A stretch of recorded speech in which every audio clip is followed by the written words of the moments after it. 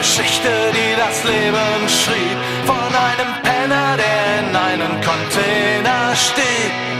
Es war sehr kalt in dieser Nacht und zum Schlafen war das kein schlechter Platz. Es war eine Hausfrau, die ihn als erste sah, als er schon steif und längst erfroren war. Auf dem Kopf eine Krone aus Zeitungspapier, sah wie ein König aus, nur etwas unrasiert.